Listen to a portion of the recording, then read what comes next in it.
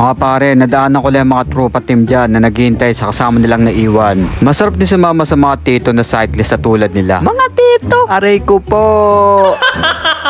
Paano naman, makukulit pa rin sila kaya matatanda na. Aray ko po! Malapit na! Oh, dali, breakaway ka! Solo! Solo breakaway! Solo breakaway! Solo breakaway! Ayun na, Pops. Tinuhog mo lahat yun ng gano'n, no? Pagkutang tibay mo. O diba, hindi lang ako puro harot, malakas din ako tsumipa. O mali ata dinig mo, linis ka ng tenga ha. Eme.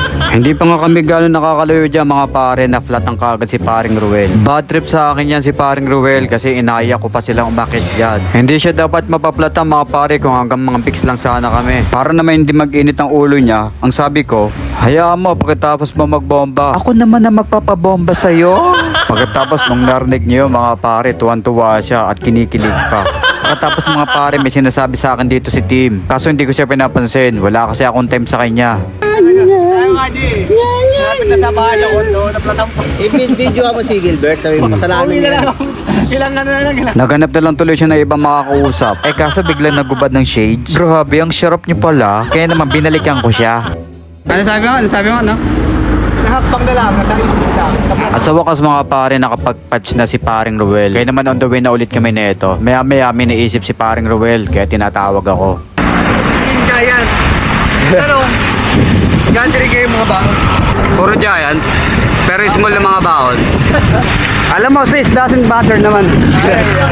Performance matters. Nainiwala ko yan. Naniniwala daw si paring Ruel sa size doesn't matter. Kasi jutay siya. Yan kasi yung pinagdadaanan niya eh. Charush!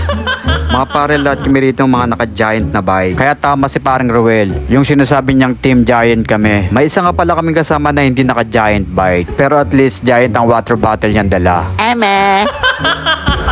Kaya pala giant. Panahimas pala. Charot! Dahil sa giant na water bottle na yun, napagkamalang ko tuloy na sunog na hotdog on stick, yun dala ni Ronald.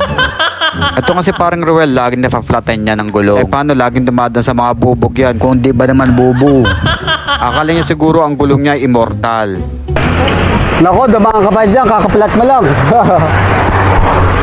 After 20 minutes later.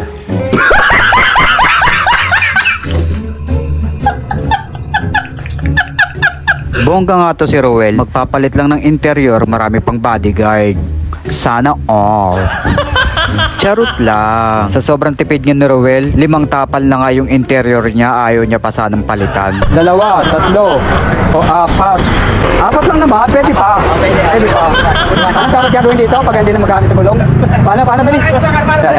Ginagawa ko pag exercise.